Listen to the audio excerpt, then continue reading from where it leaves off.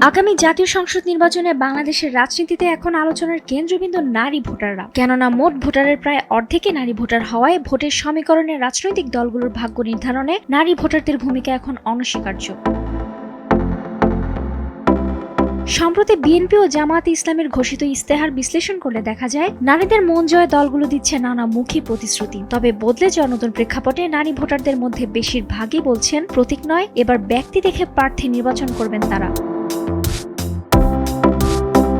রাজনৈতিক দলগুলোর ইস্তেহার বিশ্লেষণ করলে দেখা যায় কিছু ক্ষেত্রে আনা হয়েছে বিতর্কিত প্রস্তাব। সম্প্রতি জামায়াতে ইস্তেহারের সবচেয়ে আলোচিত বিষয় হলো কর্মজীবী নারীদের কর্মঘণ্টা 3 ঘন্টা কমানোর ঘোষণা। জামায়াতের দাবি এটি কর্মজীবী নারীদের পরিবার ও কর্মক্ষেত্রের মাঝে ভারসাম্য রক্ষা করবে।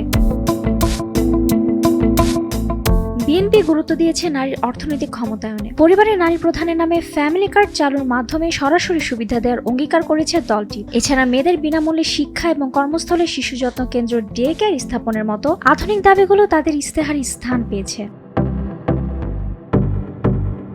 বাংলাদেশের নারী ভোটারদের আচরণকে বিশ্লেষণ করলে দুটি প্রধান দিক ফুটে ওঠে। শিক্ষার হার বৃদ্ধি এবং সামাজিক যোগাযোগ মাধ্যমে প্রসারের ফলে নারীর একটি বড় অংশ এখন অধিকার সম্পর্কে সচেতন। ইস্তেহারে সাইবার বুলিং প্রতিরোধ বা কর্মস্থলের নিরাপত্তার যে প্রতিশ্রুতি দেওয়া হচ্ছে তা মূলত এই সচেতন ও তরুণ নারী ভোটারদের লক্ষ্য করি। তারা এখন প্রার্থী এবং দলের নীতি বিশ্লেষণ করে ভোট দেওয়ার ক্ষমতা রাখেন।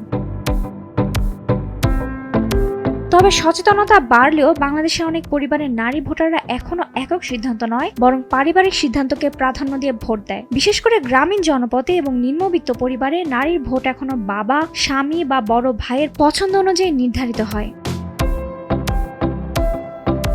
অর্থনৈতিকভাবে স্বাবলম্বী না হয়ে অনেক নারী পরিবারের প্রধানের সিদ্ধান্তের বাইরে যাওয়ার ঝুঁকি নিতে চান না। ইস্তেহারে খুঁটিনাটি তথ্য অনেক সময় সরাসরি নারীর কাছে পৌঁছায় না। তারা পরিবারের পুরুষ সদস্যদের মাধ্যমে পাওয়া তথ্যের উপর ভিত্তি করে মতামত তৈরি করেন। তবে প্রশ্ন এখন একটু ভিন্ন দিকে, ইস্তেহারে কি প্রভাব বদলাবে?